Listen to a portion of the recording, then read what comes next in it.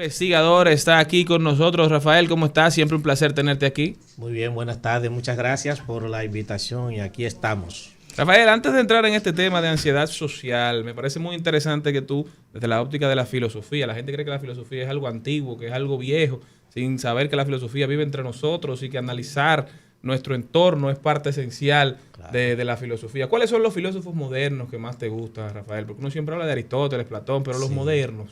Bueno, qué bueno tú toques ese tema, porque es que la filosofía, mucha gente, yo recuerdo una vez en un programa me dijeron como que ¿cuándo terminó la filosofía? Yo no, es que la filosofía no ha terminado, pero sí hay muchos filósofos interesantes actual como Jules Chulhan. Amigo de aquí del programa. Bueno, qué bien. Jules Chulhan, que dicho sea de paso, ese tema que me han pedido, en la sociedad del cansancio, Jules Chulhan hace un análisis interesante de las nuevas enfermedades del siglo XXI, anteriormente las enfermedades virológicas, que se fueron extinguiendo en la medida que fueron apareciendo los elementos tecnológicos. Antibióticos y ese tipo claro. de cosas fueron terminando, pero en su caso ahora han aparecido las nuevas enfermedades que tienen que ver con la depresión, con la ansiedad, etcétera. Aparte de Jules Chulhan, aunque él quizá no se define tanto como filósofo, pero Harari es muy bueno. Sí, igual, que se define más como un historiador, ¿verdad? Exacto, él se define más como historiador, pero yo creo que lo que Harari hace realmente es filosofía de la historia. Más que propiamente como historiador.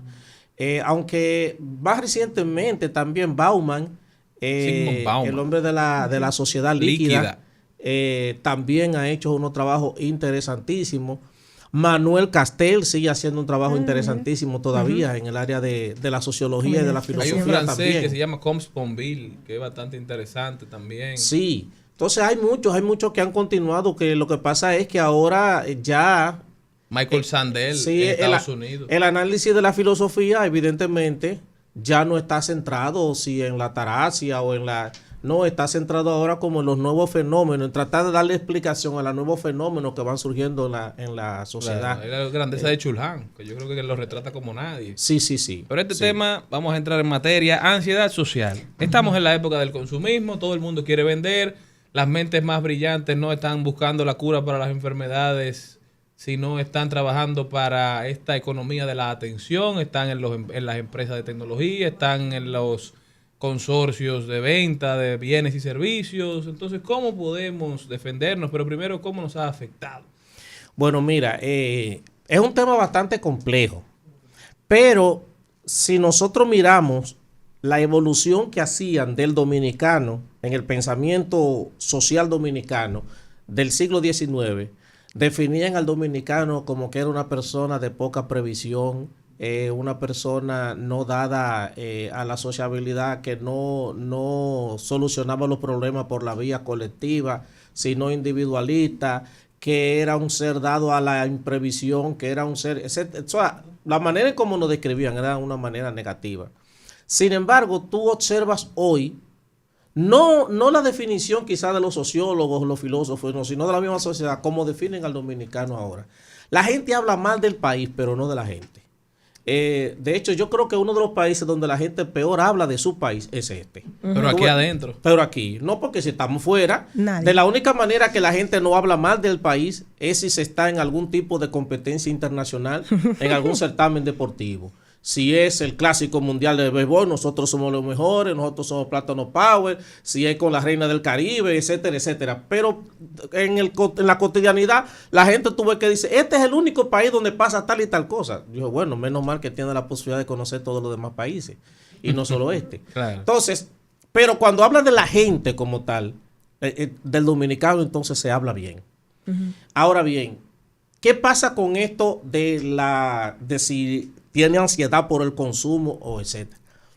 República Dominicana, hay que reconocer que es el país que en los últimos 60 años casi ha experimentado el crecimiento económico de manera estable y sostenida. En República Dominicana es uno de los países que experimenta desde hace más de 20 años en este país, más de 30 años, una estabilidad social y económica que no la tiene casi ningún país. Las sociedades van evolucionando. En el caso nuestro, en mi caso, yo vengo de una sociedad que era más idealista. Esta es una sociedad más realista. Mi sociedad idealista vivía atento a las luchas sociales y a todo lo que había que hacer. Pero ya una vez en las sociedades entienden que ese tipo de preocupaciones desaparecen, las motivaciones de la gente varían, cambian y empiezan a ser otras. Este es un modelo de sociedad que está movida por la lógica económica.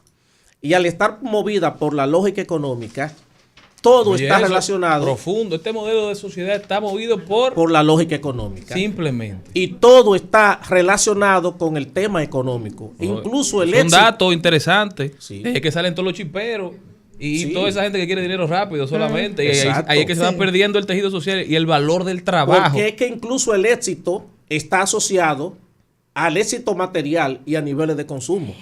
Antes se valoraba más el proceso, ahora solamente se valora el fin, ¿verdad? Exacto. Entonces, termine. Que ella decía, por ejemplo, yo soy profesional, tengo varias maestrías, licenciatura. Pero no me frontea. Pero eso sirve de hoy poco si yo no ando en un vehículo del año, en una buena jipeta, no he visto ropa de marca. Y por eso tú ves que incluso en las redes sociales tú ves gente que habla con tanta facilidad de que yo gasto $3,000, $4,000 mensual. Y yo digo, ¿en serio? Entonces eso ha hecho que el discurso educativo haya entrado en crisis. Pero, y qué bueno que tenemos esta conversación, y perdón. Porque hablando contigo, ahora pienso que quizá el problema con esto viene con la manera en que nos vendieron el tema de la educación. Fíjate que antes era muy obligatorio, o sea, era una demanda muy grande de los padres de que los hijos estudiaran porque lo veían como un modelo de ascenso social y económico. Lo que le decían los padres que no habían tenido la oportunidad de estudiar cuando el acceso a la universidad quizá era mucho más limitado hace 30, 40 años. Le decían a sus hijos, estudie, porque esa es la única forma de usted superarse, esa es la única forma de usted tirar para adelante. Lo que tú sabes nadie te lo quita. Entonces, cuando se consiguen esos títulos y no se reflejan necesariamente en paz social, en paz económica, entonces ese modelo, por el fundamento, ahí es una nueva generación entonces que lo pone en tela de juicio. Y eso es lo que está pasando ahora. Yo creo que por eso tenemos que promover la educación como un fin en sí mismo, no como un medio para adquirir la bondad económica. Te quiero preguntar, nosotros que venimos de dos sociedades totalmente entonces, diferentes. Mi razonamiento se quedó en el aire ya. Ya hablé. No. Un tollo fue lo que yo dije. Responder, está bien. No, que evidentemente... Qué mal esta mujer.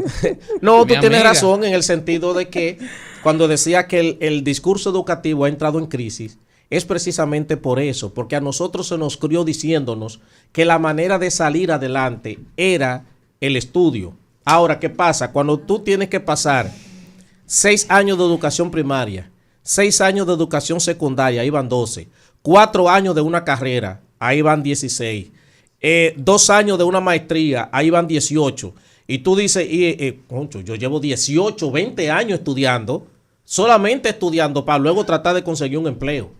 Porque también tenemos un modelo educativo que está centrado en el empleo, no el emprendedurismo. Claro. Entonces, ¿qué pasa? Hoy en día al muchacho se le ha vendido la idea de que grabando un dembow o haciendo cualquier payasada en la calle con la que se haga viral, crezcan su número de suscriptores en una red social, ya esa persona va a tener recursos y va a tener dinero. Como también el que tú firmes con un equipo de béisbol que posiblemente te protejan, te den $500,000 para un equipo de béisbol que le puede dar $500 millones a un jugador, darle un incentivo de $500,000 a un muchacho, eso es un lunar en el cuerpo.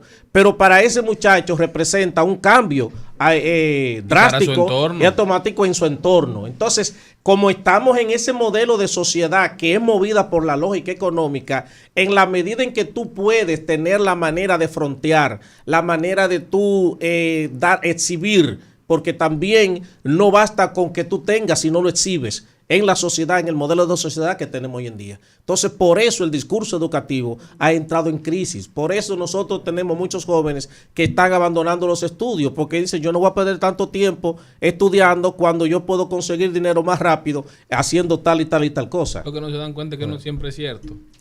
Algo que yo quiero saber, nosotros venimos teniendo un cambio en la sociedad. veníamos de la sociedad industrial o sociedad de la revolución industrial desde 1820, 1840, a que en 1960 venimos hablando o acuñando ese primer término de la sociedad de la información y el conocimiento. Tenemos solamente 60 años. Cuando nosotros todavía teníamos a Trujillo, el mundo ya está hablando de la sociedad de la información y el conocimiento. Esto, ahora mismo, es lo que nos ha hecho a nosotros ser la sociedad diferente. O sea, nuestros padres se preocupaban por eso. El obrero era lo importante, tú de estar en un empleo durante 20 años, dedicarte ahí. Sin embargo, ahora la información, nosotros es... La sociedad cambió, la juventud cambió, los trabajos cambiaron, las prioridades cambiaron. Todo ha cambiado. A partir de la información, ¿entiendes tú? Bueno, lo que pasa es que también a ese concepto de sociedad de la información siempre hubo una crítica, en el sentido de que siempre se ha dicho que nunca como ahora hemos tenido tanta facilidad para tener acceso a la información. Sin embargo, esta es la sociedad más desinformada que existe, porque la información viaja a un nivel vertiginoso, a una velocidad vertiginosa, al punto de que entonces tú vas consumiendo información, pero no necesariamente teniendo conocimiento. Ahora bien, ¿qué ha hecho que la sociedad cambie? Más que la información, tiene que ver con la transición que se ha dado del periodo que llamamos ideológico a un periodo de transición y estabilidad democrática. Los pueblos se desarrollan en los tiempos de paz, no en los tiempos de guerra. Aunque en los tiempos de guerra, posteriormente, cuando llegue el momento de estabilidad y de paz, entonces puedan utilizarse mecanismos que se utilizaron en la guerra. Como por ejemplo, nosotros utilizamos mucho la Internet, que fue un mecanismo también utilizado más en un contexto de guerra.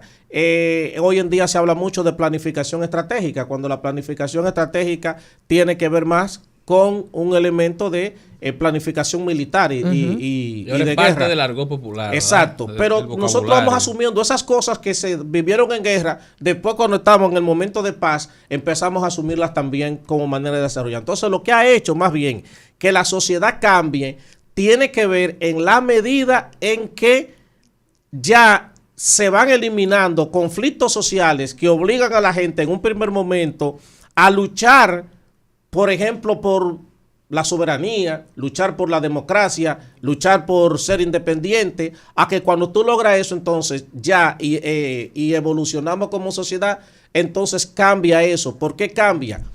Y aunque lo que señalas del conocimiento tiene mucho que ver, pero también cambia por el hecho de que la sociedad que nosotros tenemos hoy en día, como decía, la última generación que tuvo contacto con la sociedad de la ideología fue la mía.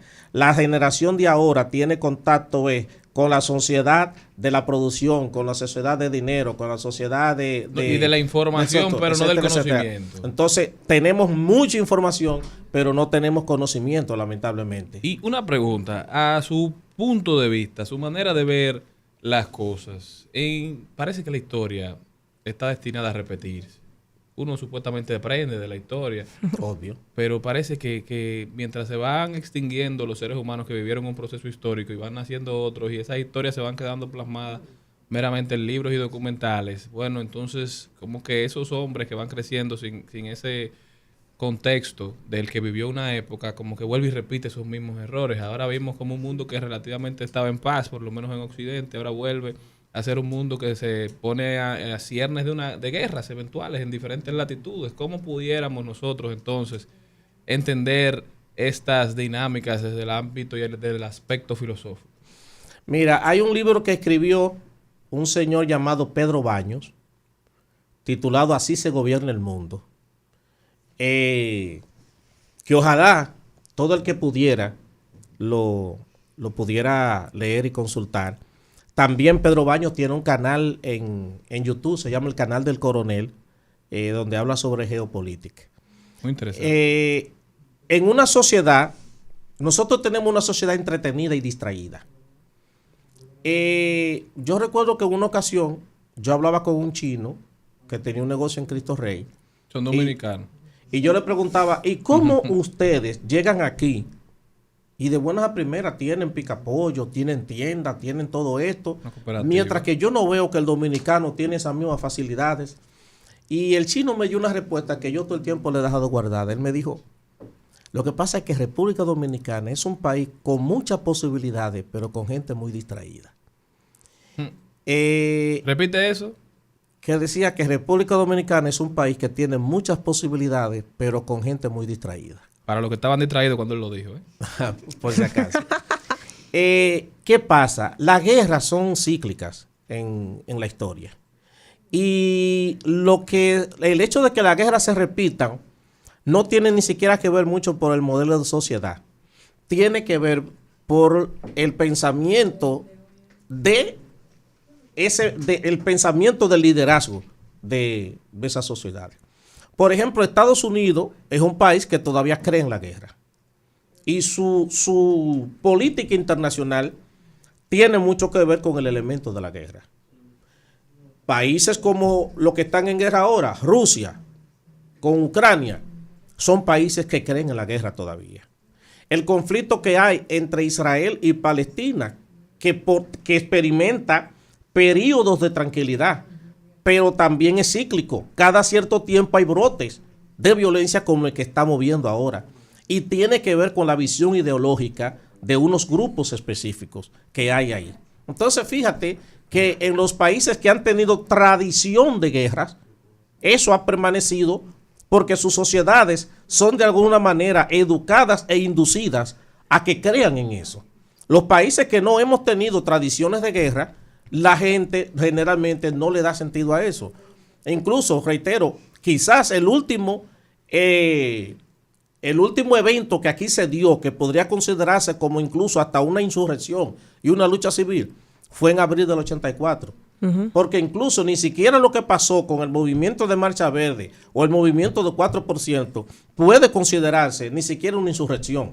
Fue una situación coyuntural que dio respuesta a un problema. Y protesta cívica y ordenada. Pero no forma parte de la ideología del país, del liderazgo, ni siquiera de su forma de ser política. No forma parte en República Dominicana. A través de nuestras redes sociales nos llega una pregunta. ¿Qué tanto tiene que ver la forma en que escogemos nuestros mandatarios con la forma de la sociedad actual?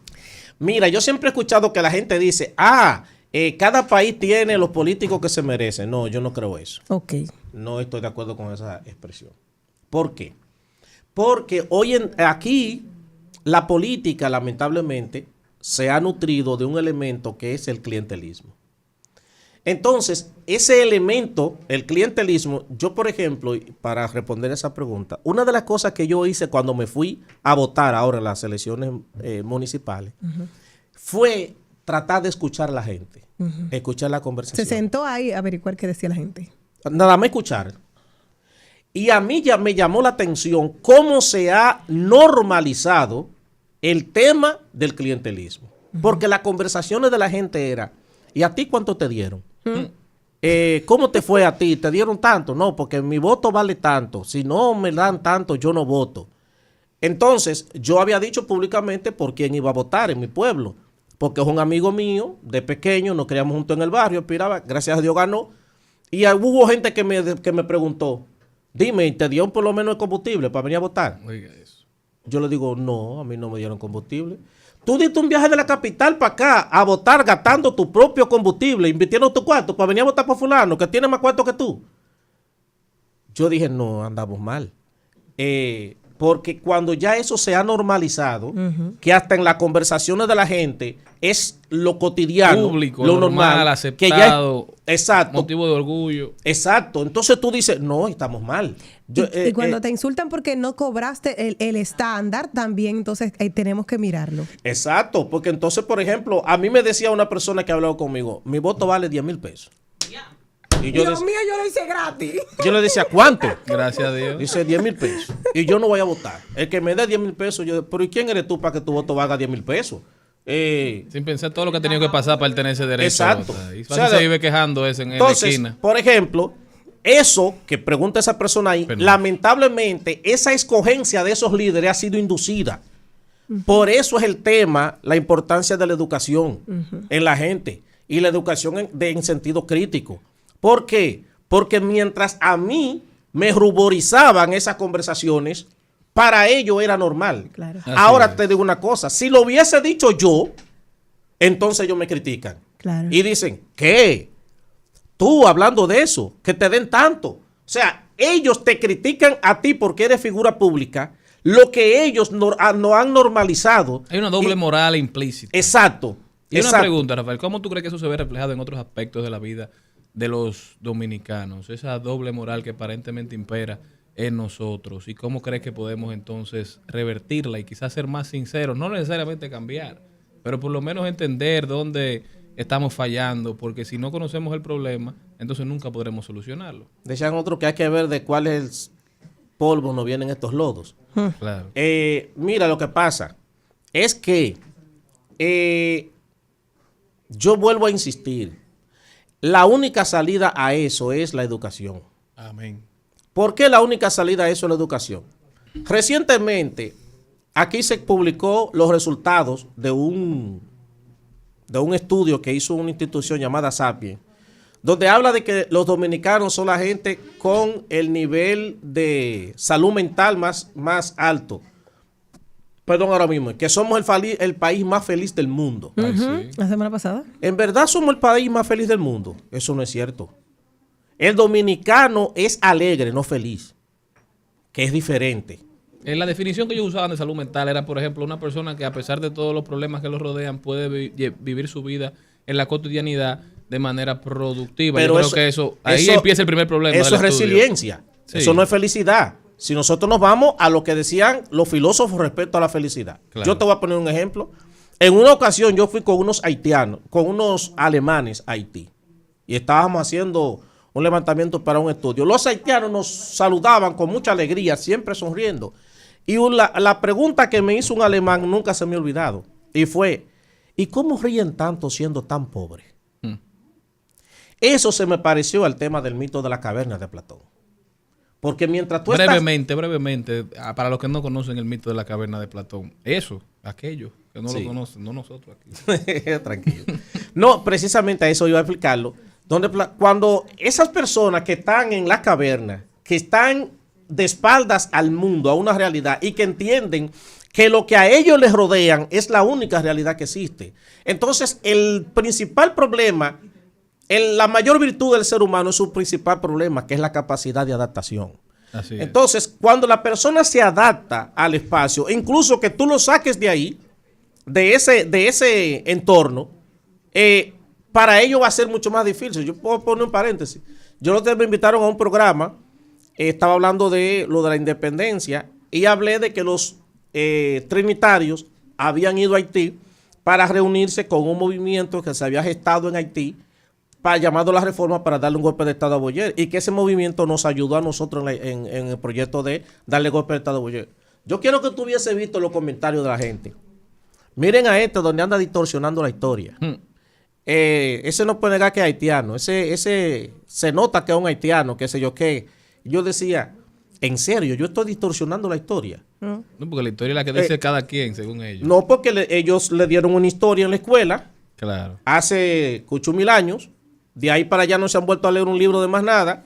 Y hay gente, aquí se ha desarrollado una situación hacia Haití, que hay gente que no pueden entender lo más mínimo de algún tipo de algo que haya hecho Haití por nosotros. Un comentario no pueden, objetivo. eso. Exacto. Entonces, volviendo a la pregunta que hacía, nosotros somos un país que de alguna manera nos hemos instalado en medio de la realidad que vivimos y hemos aprendido a vivir en medio de esa realidad. Pero eso no quiere decir que seamos una sociedad feliz. Y de hecho, no lo somos. Pero puede hablarse de una sociedad que tiene un grado de salud mental importante cuando defienden a un personaje llamado Kiko La Quema. Cero Puede coherencia. hablarse de salud mental en un país que cuando apresaron a Quirino la gente hizo huelga porque a ese señor lo que era un santo, porque lo que le estaba era haciendo un bien a la sociedad, no sabiendo que ese señor estaba supliendo necesidades que el Estado debería suplir a la gente, pero lo que él hacía no estaba bien, era ilícito. Yo fui a dar un taller en esos días a maestros en San Juan de la Maguana. Eso. Y cuando yo toqué No lo el diga. tema de Quirino, tuve que llamar a que no fuéramos a un receso. Porque se me armó un lío, todo el mundo defendiendo a ese señor.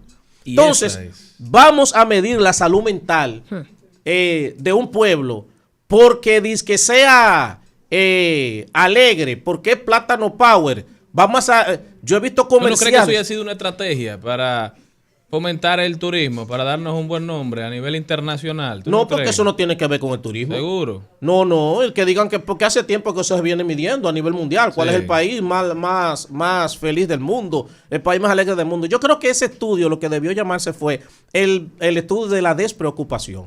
Ahí Porque, ven, los despreocupados. Rafael Álvarez. Porque a la medida que la gente se educa y es consciente de las cosas, no es verdad que es tan feliz como se piensa. Eso es Por cierto. eso, El conocimiento por pesa. eso tú no vas a encontrar que Alemania va a aparecer ahí como el país más feliz. ¿Por qué? Porque ¿qué tiempo nos llevan de estudio a nosotros? Nos llevan 8, 12 años.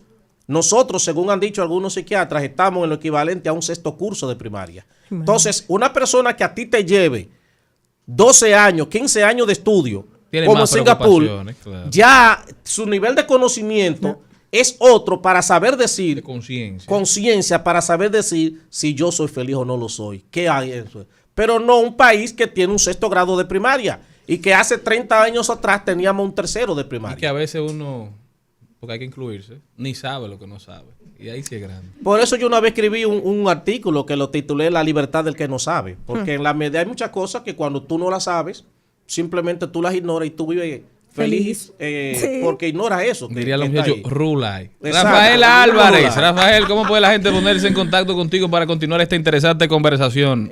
Bueno, pueden seguirme en Instagram. También que se suscriban a mi canal de YouTube, Aprendo con Rafael. Justamente Muy ayer, duro ese canal, ¿eh? ayer colgamos una entrevista que le hicimos a una periodista y defensora de derechos humanos de Haití. Se llama Colel Lespassan. Y a raíz de lo que dijo Bukele, que él arreglaba el problema de Haití, que yo escribí hoy un artículo en Acento que lo titulé Bukele, el Macorís de Haití. Me acordó de Macorís, que yo arreglo esto con su Qué puño en la lindo, mano. sí, sí. Yo no sé si Bukele está consciente de lo que está diciendo. Seguro que no. Pero le porque- dieron un par de likes. Sí, pero traer el modelo del Salvador a Haití no le va a dar resultado a nadie. Entonces, ahí está lo que dice esa periodista y lo que piensa mucha gente haitiana respecto a que venga una fuerza externa a querer introducirse en su país. Haití nunca ha estado de acuerdo con eso. Y eso puede ser otro tema.